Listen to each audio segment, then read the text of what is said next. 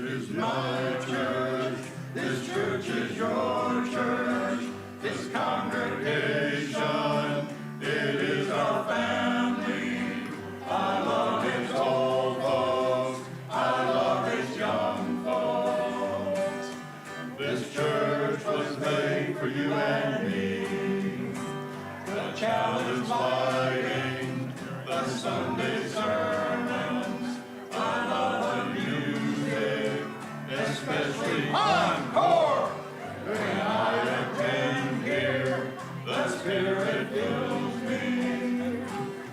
This church was made for you and me. So keep on giving.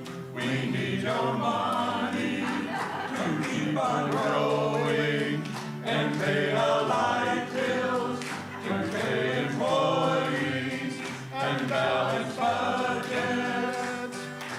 This church was made for you and me.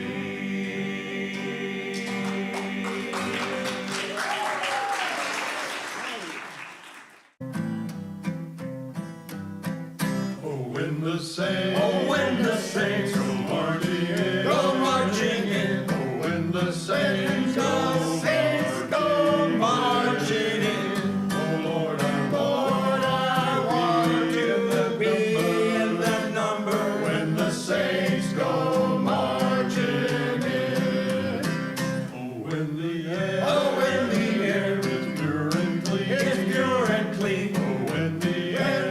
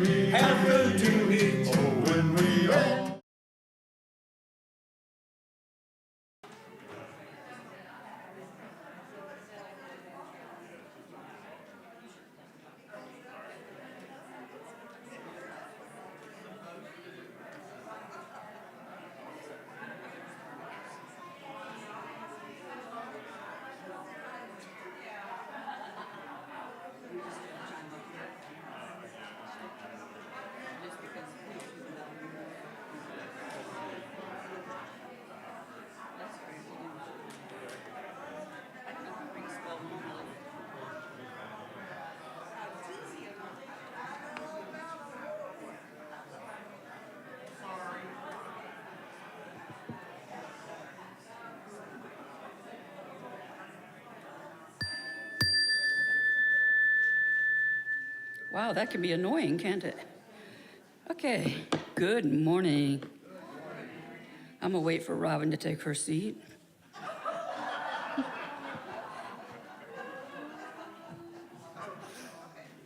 I'm probably gonna be in deep trouble later.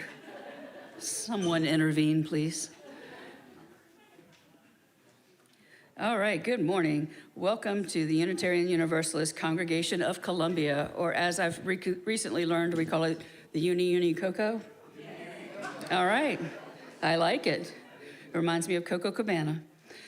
Our minister is the Reverend Stephen Robinson, over here, looking dapper. My name's Ivy Coleman, and I'm your service leader for today. On those Sundays when Stephen's not in the pulpit, we present a variety of interesting speakers from the congregation and from the community as a whole. Luckily today, Stephen Robinson is in the pulpit, and so we're looking forward to that. To those of you here in the sanctuary, please be advised that the service is being streamed on YouTube, and on the website there is a link to a Zoom event. We'll still, of course, we still rather have you here in person so we can love on you, but if you prefer to watch from home, that's perfectly fine. Please make sure you read the announcements in your printed order of service, and also be sure to read the weekly events that are emailed to you each Thursday, as well as checking out the website. There's a lot to keep up with here. I urge you to keep the website open as a tab on your internet browser so you can keep up with what's happening. Here's an announcement for parents. If you need to occupy your young folks, we do have toys and books in the back of the social hall. If you have questions about where your children, about where your children go or what they do, ask Jonathan or Bethany. Today, we do not have flowers sponsored by anyone, but we have this beautiful green bouquet. I encourage you guys, if you're interested, please sign up to bring flowers one Sunday in memory of someone, in honor of someone, or just because you're feeling cute and flowery, okay? I'd like to thank the Buildings and Ground Committee for this lovely planter that we have today. Please silence all of your electronic devices as we center ourselves for today's service and listen to the prelude. Today's prelude is going to be introduced by Janice Klein. Oh, I'm sorry. I'm so sorry. Janice, please sit. But it was great practice. Reverend Robinson, thank you. I tell you, somebody's got to keep me in order. Definitely can't keep me straight.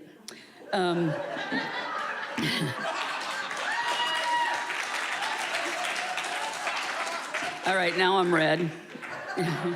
You guys are bad. You do bad things to me. Sorry. Today, I am really delighted to hear from Matthew Donahue, who's going to do our This I Value today. Matt?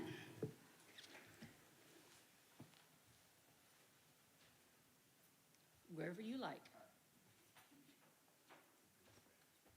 That's right. Backstage. Don't let them talk you into bad things. It's too late. About 3 years ago, when I started down my pagan journey, I googled pagan groups here in Columbia, and it took me to the cups that we have in the library on Thursday evenings. Well, that was during the pandemic, and there was nobody there. And so I tried again about a year ago, and that following Sunday was my first service here. That was Earth Day of last year. It wasn't what I was expecting, but it's exactly what I'm looking for. I cherish the fact that we're all inclusive. I haven't been judged by my outward appearance, my chosen spiritual path, or anything else. The people here are loving and welcoming.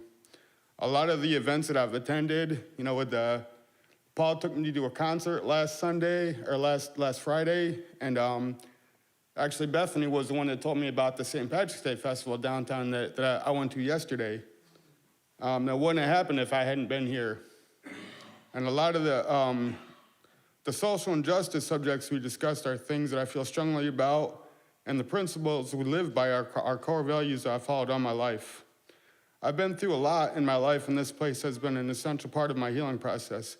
And I've also noticed a significant change from my son for the positive since he's been attending church here, and that means more to me than anything. And I thank you all for your love and your welcoming spirit.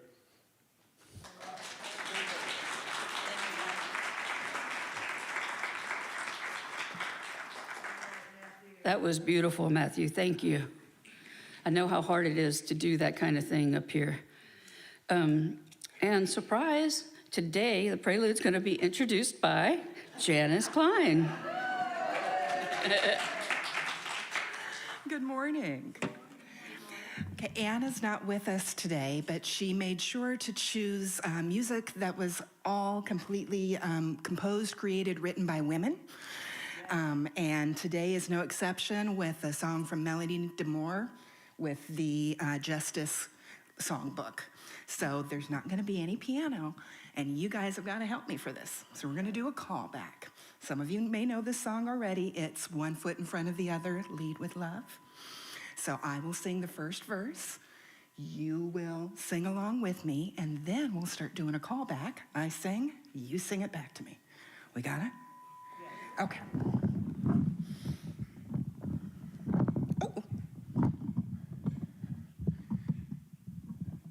There it is.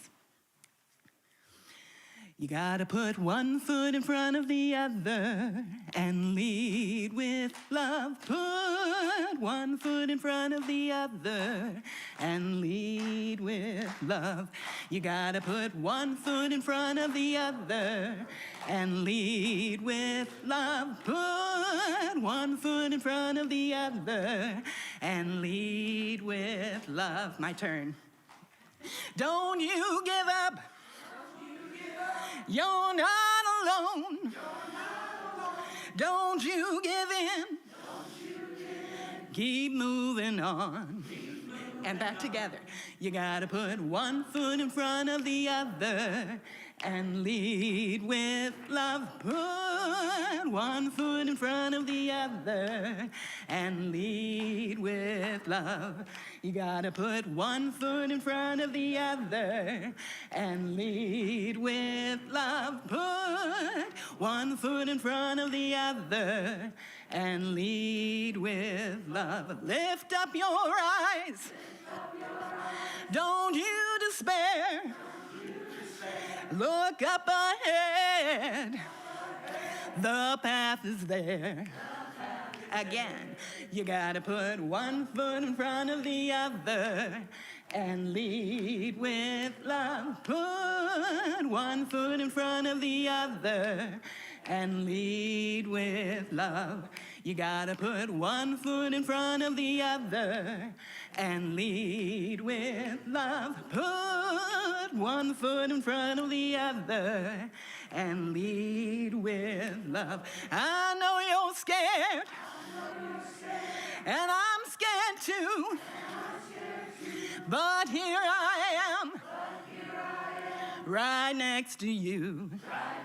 Last time, we gotta put one foot in front of the other and lead with love. Put one foot in front of the other and lead with love. Again, you gotta put one foot in front of the other and lead with love. Put one foot in front of the other, slow it down, and lead with love.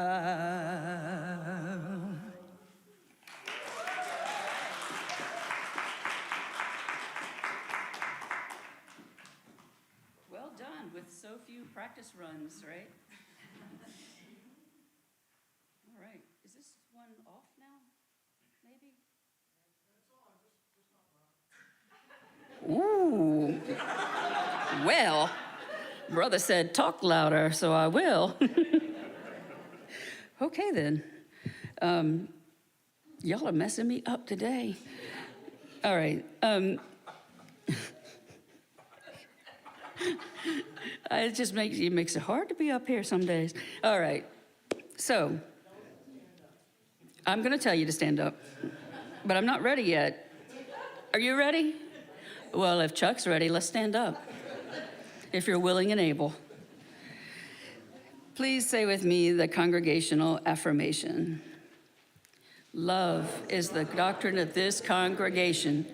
The quest for truth is its sacrament, and service is its prayer. To dwell together in peace, to seek knowledge and freedom, to serve others in community. Thus do we covenant with one another. Thank you so much. Please be seated. Unitarian Universalism is a diverse and non-creedal religion. We're a covenantal religion, which means we don't have to believe the same in order to treat each other the same with respect, equity, compassion, and dignity. Our community is based on deeds and not creeds. As Unitarian Universalists, we side with love, embracing all people, regardless of age, color, race, socioeconomic status, physical ability, religious background. We have officially been designated by the Unitarian Universalist Association as a welcoming congregation, which means we welcome LGBTQ plus individuals. We especially welcome families and young children, those needing special assistance with caring for or entertaining children. Again, we'll find toys and activities in the back. We encourage everyone to wear name tags so that we can get to know each other better, especially for those of us like me who have apparently a lack of memory when it comes to names. Board members wear green name tags, and they always welcome, whether they know it or not, they always welcome your questions, comments, and suggestions. And we do have a wonderful board here, and these folks work really hard for our community. And so I would like for the folks who are on our board to please stand now so we can recognize them. And I just want to give them a quick round of applause for all that they do. Thank you, guys. Thank you, ladies and gentlemen, for being on our board. I know how hard that is. It's a labor of love, and I'm very thankful for you guys. At this time, we'd like to recognize any guests or visitors who are with us today. So if you're a visitor and you're willing and able, or if you're a return member or a return friend of the congregation and haven't been here in a while, please, if you're willing and able, rise and share your name with us and where you're from. Or if you have guests with you, please feel free to introduce them. But please wait for the microphone. Dr. Emilio is in the house, and he's going to do a little skip and a jaunt over to where you're sitting. Anyone? They're looking around going, we're the only ones, oh my gosh. I don't think the mic is on. Just push the little button on it. Did you say Tori? Corey. Say it. Hello. Oh, Nice to meet you guys. I'm Corey. Corey, you've got a good microphone voice. Thank you. Welcome. Corey's done this before. My name is Mags Munn. We are both from Atlanta. We've been in the state for 8 days now. I inherited a house, and so we decided to transplant ourselves here. Corey is an administrative assistant virtually, and I work for the, the Attorney General's office. The whatchamacallit. I work for the office of the Attorney General of South There you Carolina. I do administrative work there. I haven't started yet. And we just got a kitten yesterday. And that is our second cat. He is our son. We love him. Yeah, what else? We are a couple. We're both have past experience in different religious organizations where us standing up and being a couple in a congregation would have been very much unheard of. I come from a Presbyterian background that kind of ceased off in 2008 because of the whole crisis and such. Mm-hmm. And I'm sure you'll learn Corey's very interesting, intricate religious background. I'm gonna also be in trouble later. Yes. Welcome. We wanted more. We wanted you more. Welcome, Corey and Mags. Anyone else? Will I get in trouble if I welcome you back? It's been a while since I've seen.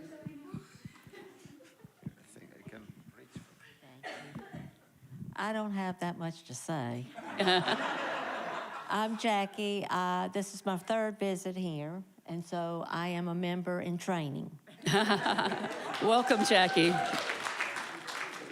That's my mom's name, or her nickname, so it'll be easy to remember, and she has red hair, so be easy to remember. She's an Irish lady, so fits in this time of year, but boy, you didn't cross Jackie. Yeah, well, he's saving that for later. All right, so visitors, you certainly don't have to, but if you're willing, we'd love to have you fill out a visitor card and place it in the collection plate. You'll find one in the back of the chair in front of you, hopefully, and if not, let me know. I'll be glad to find one. That way we can send you our newsletter and emails, but we won't come hunting you down. We don't even know what part of town you live in yet, so. That's right, we're planning to adopt you. Remember our masking and distancing preferences, and understanding that we all have different comfort levels with that. But let's take a moment, and it's just going to be a brief moment, to stand and greet each other. And then I'm going to ring the bell, and I'm going to beg you to come back to centering yourself for service. Awesome job.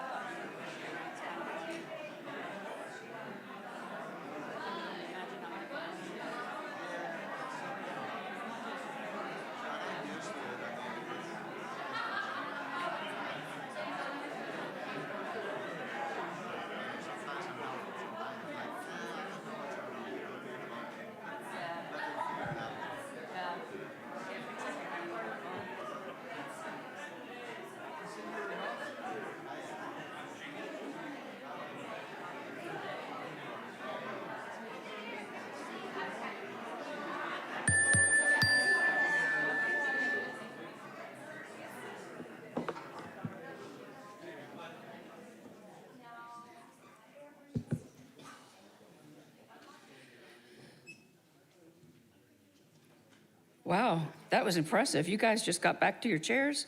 Thank you.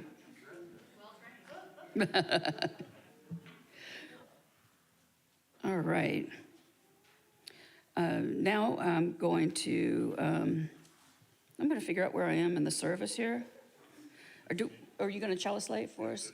Okay, I'm going to turn it over to the Reverend Stephen Robinson for chalice lighting. Thank you, Ivy. Thanks. You're doing such a great job. You can applaud. She's used to it. Robin applauds every time she comes home, and is like so happy to, except for today. Continuing with the voices of women in our congregation, our opening words, our chalice lighting words are from Annie Forster, and they are entitled, "Come We Now Out of the Darkness." Come we now out of the darkness of our unknowing and the dusk of our dreaming. Come we now from far places. Come we now into the twilight of our awakening and the reflection of our gathering. Come we now all together. We bring unilluminated our dark caves of doubting. We seek, unbedazzled, the clear light of understanding. May the sparks of our joining kindle our resolve, brighten our spirits, reflect our love, and unshadow our days. Come we now, enter the dawning. We light this chalice this morning. It's a symbol of Unitarian Universalism, and it is what draws us together in the spirit of worship. So, Spirit of light, Spirit of life, come to us.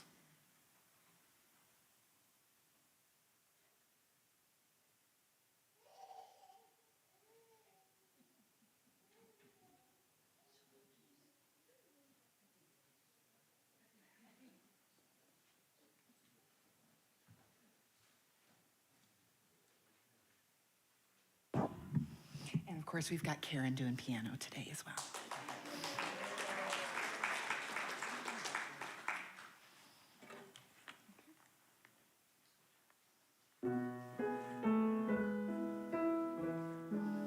Oh, I'm sorry, we're on hymn number 168. One more step. We'll do that one again. One more step. We will take one more step till there is peace for us, and everyone will take one more step. One more word. We will say one more word till every word is heard by everyone. We'll say one more word.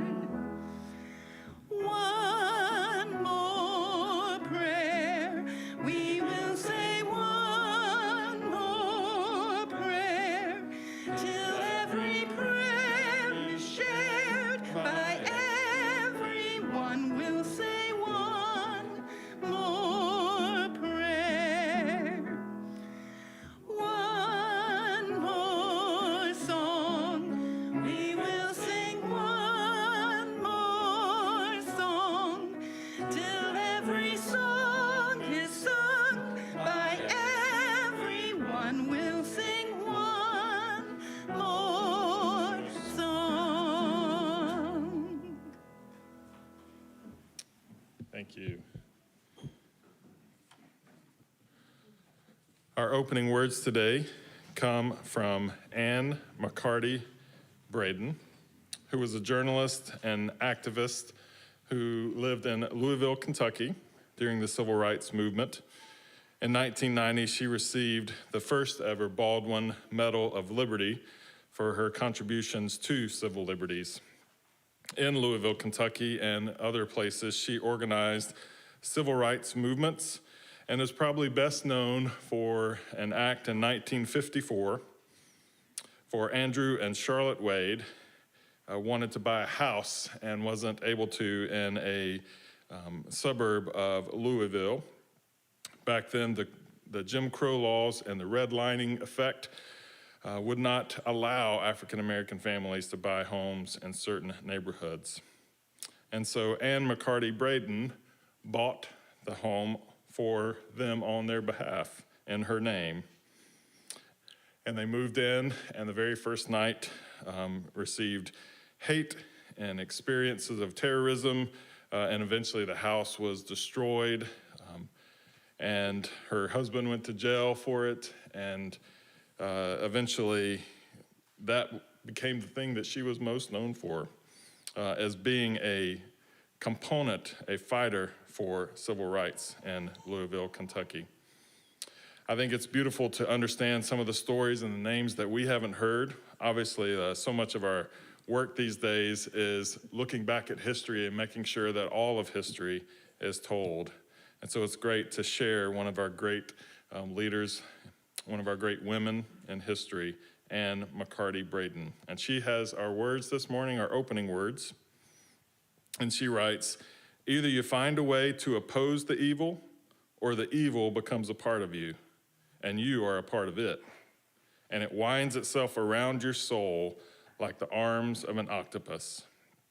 If I did not oppose it, I was responsible for its sins."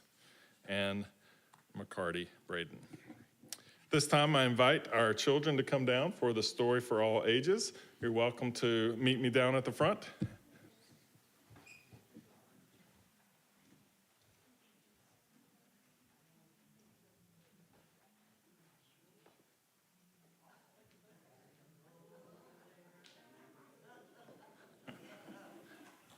Can't see that, but there's a little shirt that says "Hug Me," so I'm gonna try not to. Too cute. All right, are we all here? Thank you, Nancy. I was gonna try to do that, but I would for sure knock it over. Hey. All right, so for kids who have been here before in the past few weeks, this is kind of a test for you, so I'm gonna see if you can pass. So you tell me, does anyone know who this is?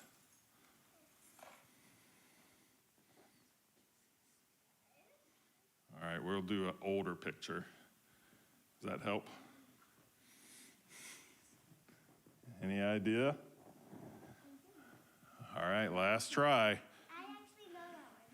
You do? Who is it? I tried. All right, very good. All right, so I'm gonna give you this is a really good hint right here. So this is her house, and it's now a museum, and it's, for some reason, it's called the Modjeska Simpkins house. So, who do you think that is? Hey, look at there.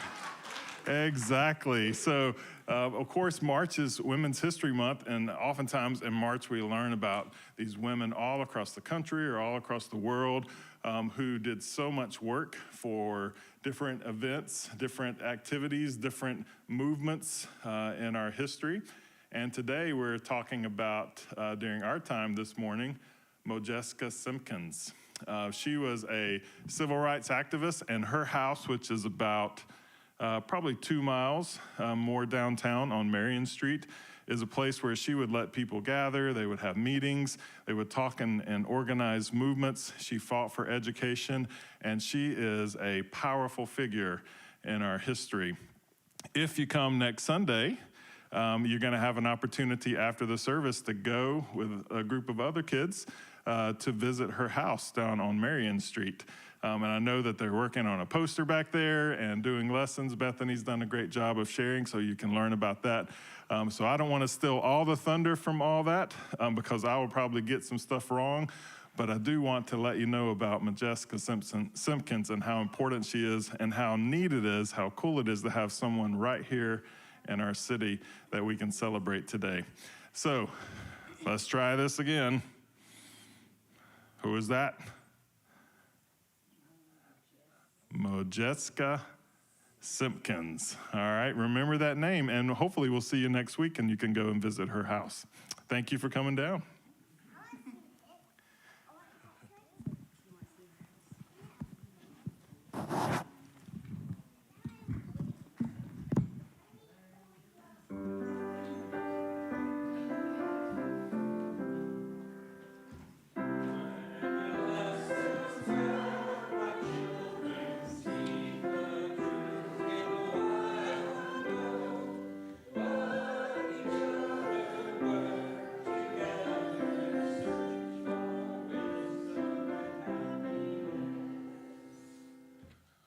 Bethany just gave me the heart back there, so I know she's got ready. If you want more information about Majeska Simpkins and want the children to experience that, Bethany's in the back. All right. At this time, we move to a point in our service where we light our candles of community, and you are more than welcome to pick up a candle if you have a joy or a concern that you would like to share in this space and make it a part of this community. That way, it's not just your individual joy or your individual concern, and both of which are very vulnerable to share. Sometimes it's hard, just as hard to celebrate in community as it is to grieve. So we invite you to take those individual concerns, to speak them out loud in this place, and let the community hold them with you. There are always candles in the foyer, so if you have a candle, come briefly share your joy or concern and place your candle here. I've been collecting these candles for camping trips out in Montana. On a serious note, a little bit of a downer compared to the lightness of today's service. We have a lot of concerns that I'm going to share, and one positive thing at the end. But we have banks that are collapsing, children in America struggling to learn because they're hungry. We have books being pulled from our libraries because they talk about the truth of racism. We have U.S. drones being knocked out of the air by Russian aircraft. Trump facing charges of adult film star engagements says if he is caught and is guilty, that he will ask the people of the United States to fight on behalf of freedom, and everything against him will be against America. We're currently in a situation where there's an attack on abortion rights, on folks, LGBTQ community, and trans. If you, like me, I've addicted to public radio in the last 2 weeks. It's been nonstop, just addressing women's rights, trans rights, people of color's rights. But I'm really up here today to tell you that's why we're here, is because together we lean in at times like this. We are the American society that wants to be overwhelmed enough to say, stop! We're ready to make a change. We want to push people to the positive light. We are about love. However, there's going to be people in our society, and the people we know are going to be isolated because of issues that are overwhelming, especially our children. I have grandchildren. They're the ones that have brought all these to my attention. Initially, was just the concerns, are we going to have World War III? I'm scared, Grandpa. So the mistrust, the worry, the depression. But don't be sucked into the negativity. That's what we stand for, is love. We need to stand up and we need to say, love wins. We need to stand at the micro level and at the macro level and follow and be the light. On a positive note, we had a really good friend of ours who got out of the hospital recently. In the past, Jenny Beal and Dot Brown used to attend here before they moved to Gilbert. And recently, Jenny had a heart event, and she's been in the hospital for a week, and she just got out a couple days ago. She's doing well, and I like this because she's awesome and a sister of mine. Hey.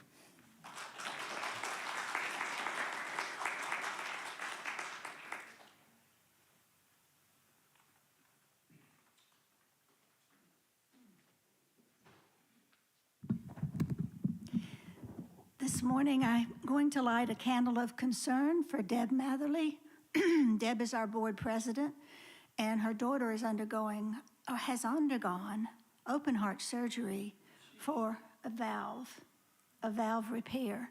And Deb is going to be with her, traveling to be with her daughter, and she'll be gone for several weeks. So this candle is for the continued recovery of Deb's daughter, Kristen.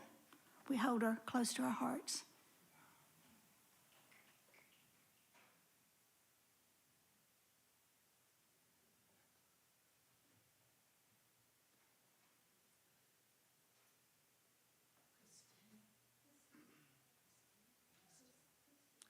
I hope you guys don't get tired of hearing from me, but I just really enjoy sharing good news. I drank really heavily for a while, especially from about 2008 till 2016, and this is 7 years of alcohol-free.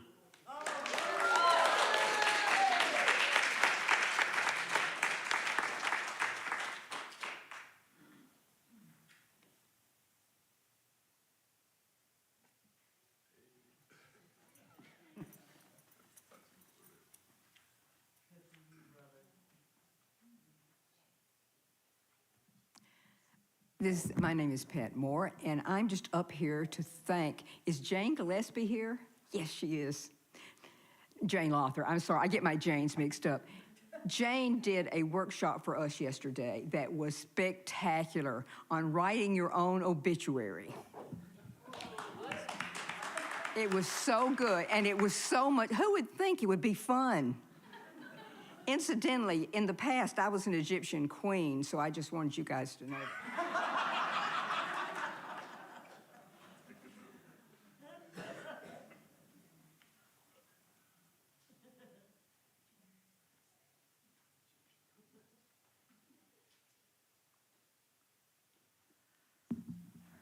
Hello, I'm Caroline Eastman, current chair of the Green Committee. I think everyone knows we had a green celebration this past weekend. Friday was, might as well take this. Friday was St. Patrick's Day, and Saturday was the big 5-point St. Patrick's Day celebration. Music, beer, drinks, celebration, more music, trash, more trash, lots of trash. And we had a great team from UUCC, spearheaded by Bethany Storlazy, who helped keep a lot of that, quote, trash out of the landfill and into the recycling bins where it belongs. So big shout out to that team. I'm not going to try to name people. I was not able to be there, but thanks, folks. Yay!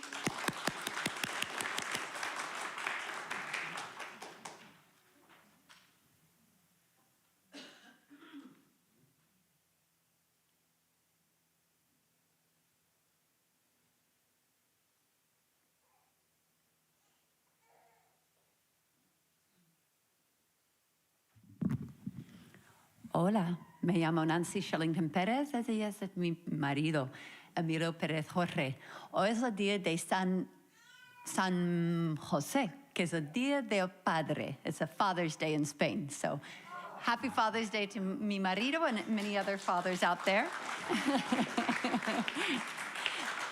In addition to that, we'd like to share with you that a member of our congregation, she used to attend in the smaller choir women's group and was part of our story circle, had to move. Adele Scotzia, perhaps some of you know her. She moved to Ohio about mid-March, but she sends her greetings and all. If any one of you would like to write her, I do have her email address. So thank you. Did you say things? No.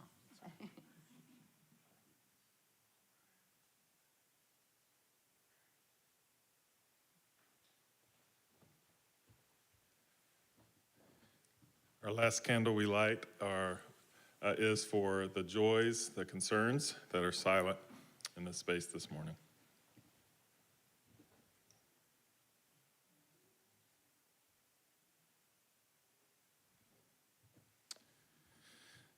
Please join me for just a few seconds of silence and send your love and your energy toward those things we are celebrating, your heart and your love to those things we are sharing as concerns.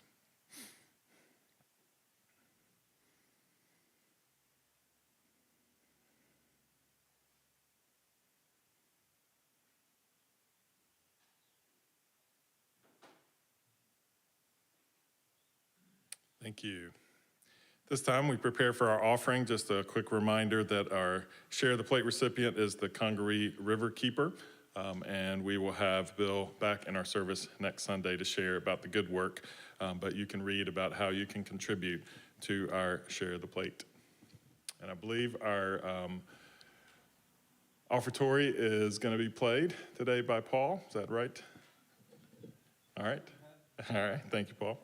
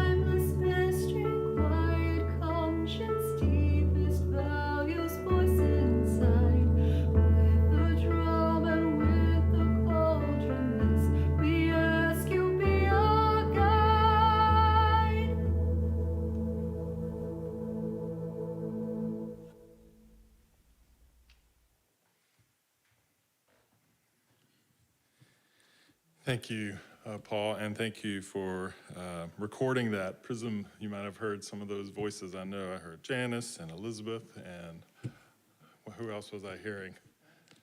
Anna, Karen, no? Lots of folks. See, this is what happens when, you know, people say, I'm not gonna try to name names like Carolyn did, so that's why Carolyn is much wiser than me. Spring is here, says the poet Rainer Maria Rilke. It is spring again, and the earth is like a child that knows poems by heart. What a beautiful image of spring.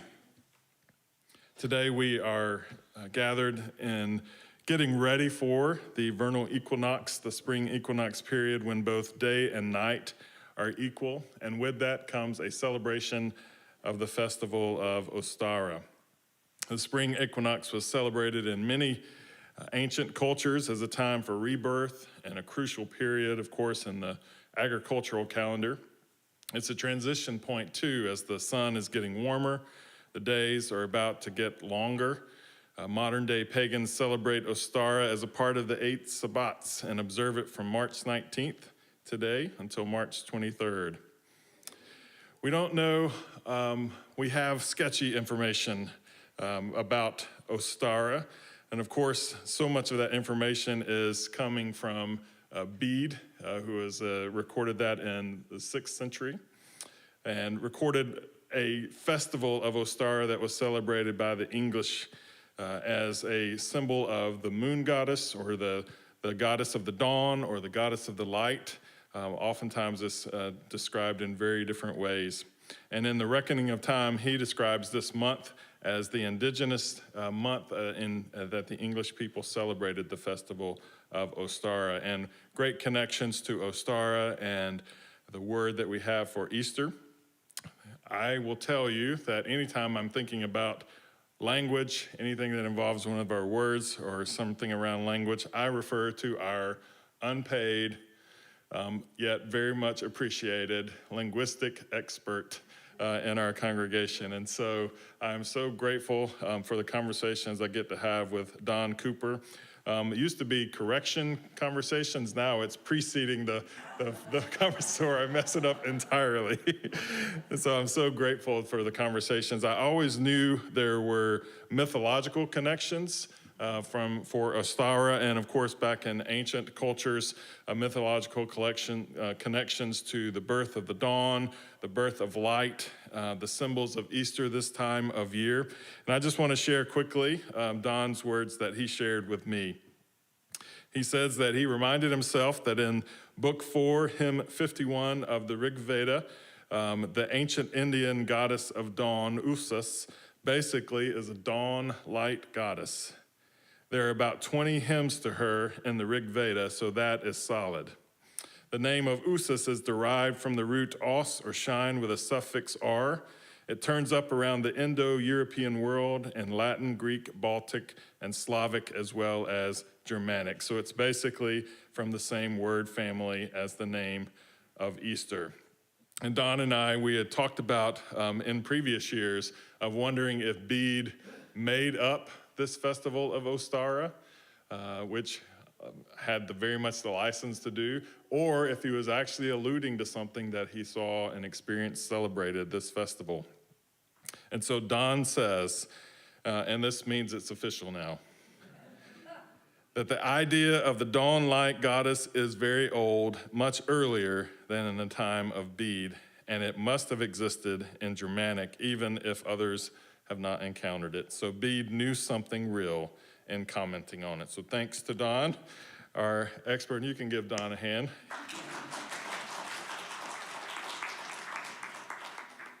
I love it when the stories that are so powerful and so meaningful and have shaped our culture in so many different ways, in many ways that we don't even realize the connections. We just go out and we buy chocolate bunnies and we hunt for Easter eggs, and we often don't know why we're doing that, other than that's what we're supposed to do. And we don't celebrate or get to know about the festivals of Ostara and all of those symbols and those images. But it's a beautiful time of year where the earth that has been sleeping is awakened. And it even connects to Persephone in Greek mythology, who makes her way out of the underworld for those months of the year and is reunited with her mother, Demeter, and the earth comes back to life. The image of Ostara is the one of the goddess that wakens. And as she wakens, the earth awakens around her. And in the most ancient traditions, she is covered in a yellow powder. No, wait, sorry. That's just here with our pine trees. Let me make sure that was not signed off by Don, all right? The word pollen has no connection to Ostara whatsoever, but it does have a lot of connection to this earth coming back to life. And really, spring has been happening for several weeks now, dating back into February. But of course, the vernal equinox is the time of year where the time shifts.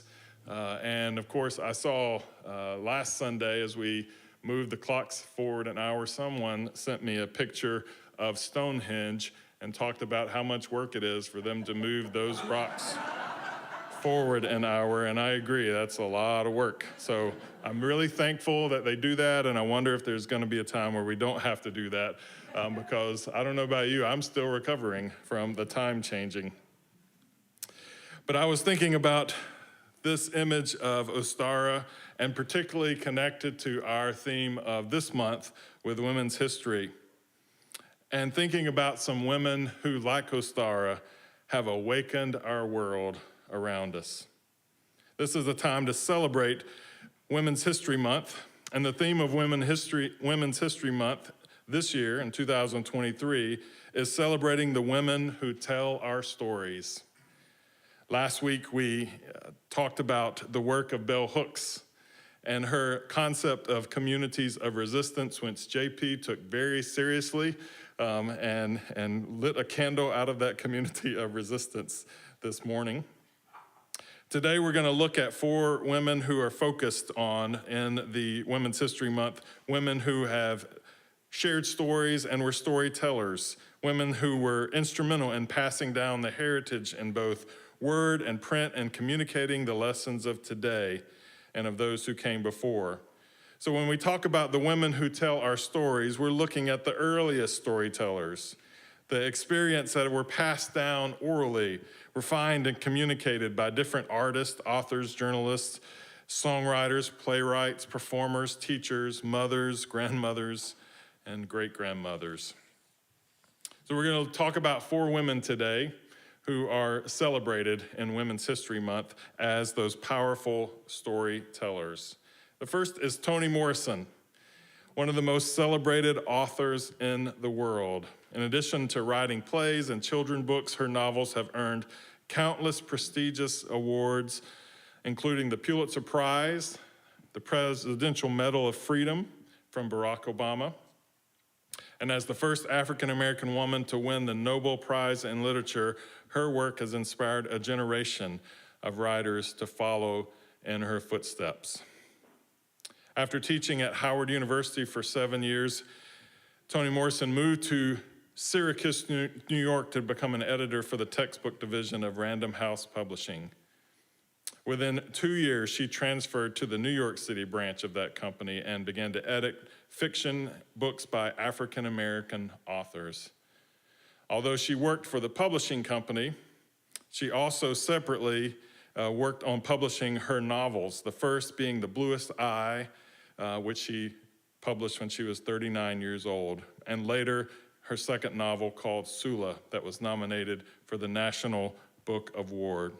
By the third novel in 1977, Toni Morrison became a household name, and Song of Solomon earned critical acclaim as well as the National Books Critics Circle Award.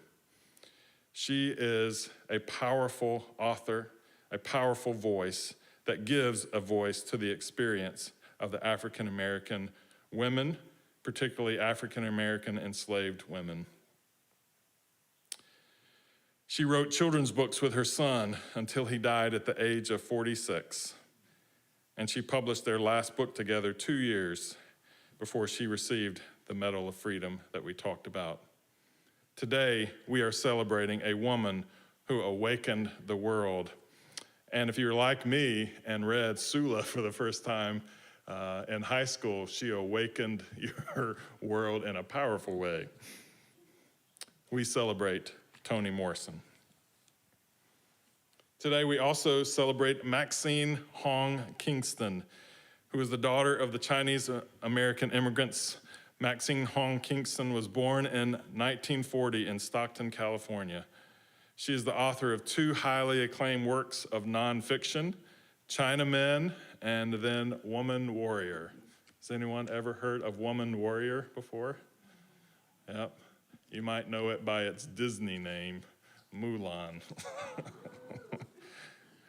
I don't know how that happened, but it happened. Woman Warrior is a powerful novel, but also a powerful work of nonfiction because it is describing actual events in the history of China. She began her early career by writing and editing the magazine The American Girl that was put out by Girl Scouts.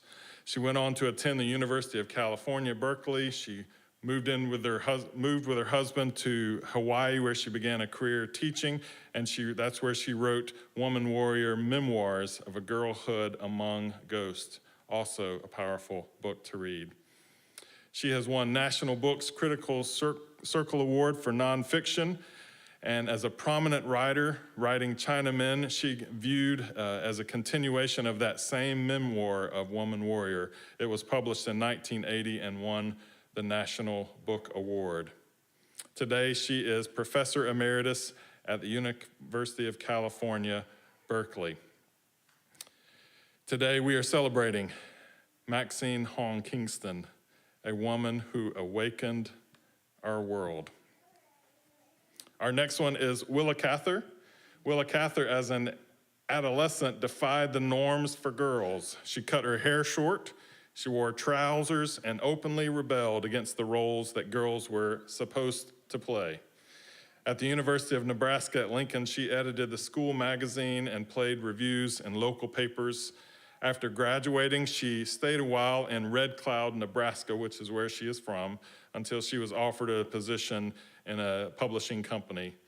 And editing a magazine, she wrote stories to fill the pages, and these stories were published in a collection called The Troll Garden in 1905. She is most famous for her books, some of which are O Pioneers, Song of the Lark, My Antonia, One of Ours, and A Lost Lady. She won a Pulitzer Prize for One of Ours as she writes about the pioneer life and the vastness of the plains of Nebraska. She loved the romantic literature of France, yet her own writing style was one of classic restraint. Most of her work is autobiographical in nature, but because she was so private, she burned all of her journals, all of her letters, so that no one could have access to her inner world. There's something I really grieve about that, and there's something I really celebrate about that as well. She loved Red Cloud, Nebraska. She also writes that I hate Red Cloud, Nebraska, her home. She says, I'm both attracted and repelled by it, attracted to it and repelled by it, but she says it was the source of her art. So we celebrate Willa Cather, a woman who awakened our world. And then lastly, as a Mexican-American journalist, activist, and suffragist, Jovita Idar often faced the dangerous situations, but she never backed down from a challenge. She single-handedly protected her newspaper headquarters when the Texas Rangers came to shut it down, and then crossed the border to serve as a nurse during the Mexican Revolution. Idar bravely fought the injustices in her time. Her father was a newspaper editor and a civil rights advocate, and from an early age, Idar was exposed to journalism and political activism. She attended a Methodist school in Texas called the Holding Institute, where she earned a teaching certificate, and she began teaching and working on the segregation and poor conditions of Mexican American students. Even though the Rangers tried to shut down her newspaper where she worked, Idar continued to write and advocate for the fair treatment of Mexican Americans. She went back to La Cronica and soon started running the newspaper where her father passed away in 1914. She became an active activist, as she has described herself, not a lazy activist. She became an active activist in the Democratic Party in Texas and promoted equal rights for women. She also became an editor of the publication of the Methodist Church. Idar remained committed to her community by volunteering in a hospital as an interpreter for Spanish-speaking patients and started a free kindergarten for children. She was known for saying, "When you educate a woman, you educate a family." We celebrate Jovita Idar, a woman who awakened our world. Why do we do this in this month? Because it's history that has not always been handed to us. It's history that must be told, history that we need to know about.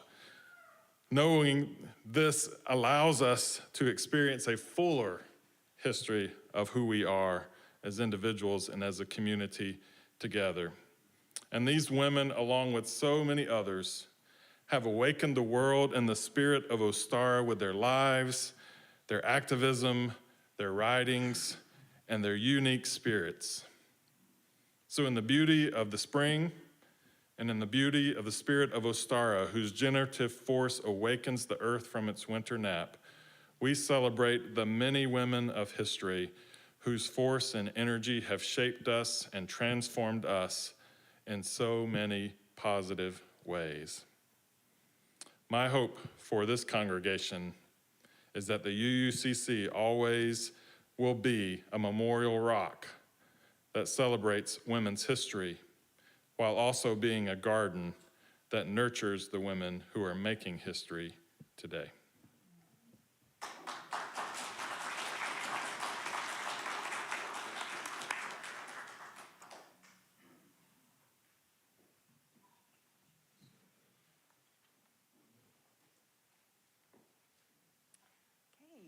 Hymn number 123, Spirit of Life.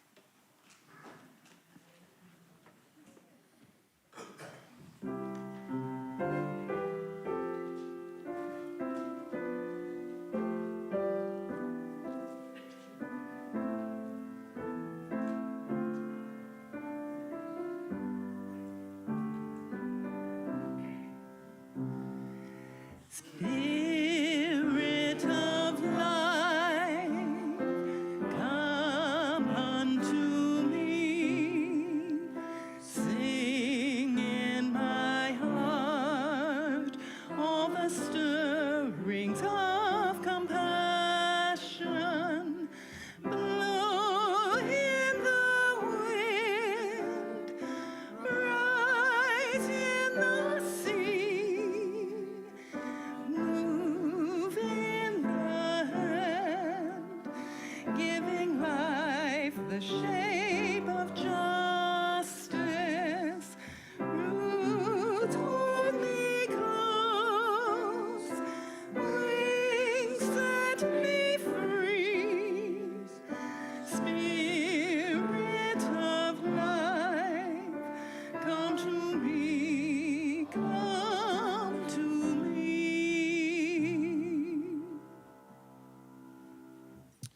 Our closing words today come from Toni Morrison, and they're quick. So make sure you listen so you don't miss it. Toni Morrison simply says, "Love is, or it ain't."